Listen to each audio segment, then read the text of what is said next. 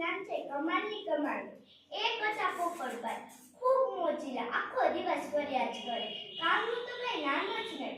એક દિવસ પોપટભાઈના ઘરે તેમને કાકી આવ્યા. કાકી કહે, પોપટભાઈ કઈ કામ કરો છો કે નહીં? પોપટભાઈ કહે, અમે પોપટભાઈ લહેરીલા, વાતે વાતે બોહરીલા, આંબા ડાળે ઝૂલનારા, જબરૂખ મરચા ખાનારા. કાકી તો કઈ બોલ્યા વિના જ વહી ગયા. પછી પોપટભાઈના ઘરે તેમના ફઈ આવ્યા. ફઈએ પણ એક સવાલ પૂછ્યો. પોપટભાઈ મૂંઝમાં ને મોજમાં બોલ્યા, અમે પોપટભાઈ લહેરીલા, વાતે વાતે બોહરીલા, આંબા ડાળે ઝૂલનારા, જબરૂખ મરચા ખાનારા. પછી તો દાદીમાં આવે કે મોટી બહેન. પોપટભાઈ બધાને એ જ રાગમાં તેમનું મોજીલું ગીત સંભળાવતા. તેમનો આવો મોજીલો સ્વભાવ જોઈ માને તો ખૂબ ચિંતા થાય. પાછા કુટુંબના માણસો મેળા મારે. એટલે પોપટભાઈની માતાએ પોપટભાઈને કહી દીધું, બેટા હવે તારે કાંઈ કામ કરવાની જરૂર છે.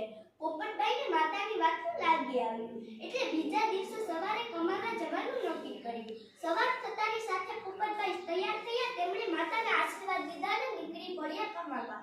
ઉડતા ઉડતા ખૂબ દૂર ગયા. ત્યાં જ એક મોટું સરોવર આવ્યું. સરોવર કિનારે એક આંબાનું ઝાડ હતું. ઝાડની ડાળીએ પોપટભાઈ બેઠા અને સરસ મજાની મીઠી મીઠી કેરીઓ ખાધી. ને મનમાં વિચારતા, કમાવા માટે તો આ ગાયોનો ગોવાળ નીકળી પડ્યો. ગાયોનો ગોવાળ ખૂબ થાકેલો હતો.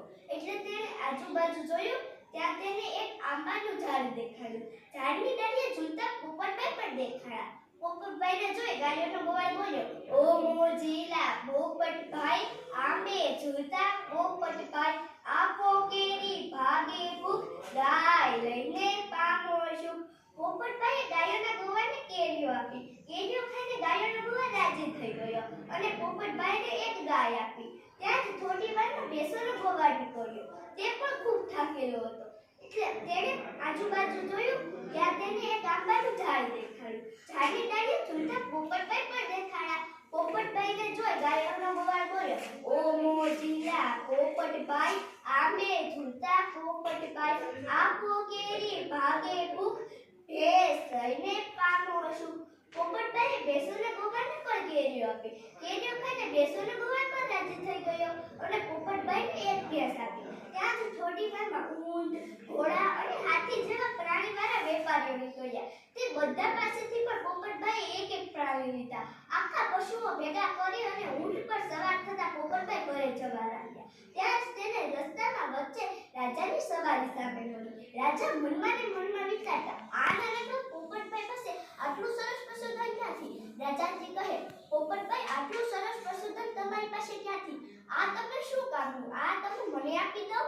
પોપટભાઈ કહે, રાજાજી આખા પશુધન હું તમને આપી દઉં તો મારી માતાને શું જવાબ દઉં? રાજાજી કહે, અરે પોપટભાઈ એમાં મૂંઝાવાનું નહીં. અલ્યા હું તમને હીરાનો હાર આપું, તમે મને આખા પશુઓ આપો.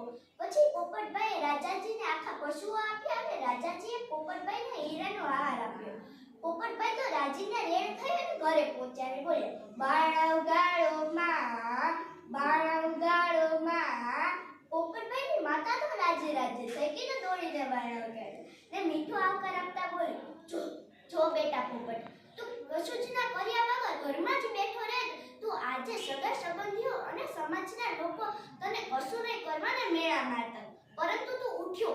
તે ઘરની બહાર મહેનતથી કશું મેળવવા નીકળ્યો એટલે તું સફળ થયો. કર્મ કર્યા વગર કશું મળતું નથી. પછી માં દીકરો રાજી ખુશીથી જીવન જીવવા લાગે. જય હિન્દ.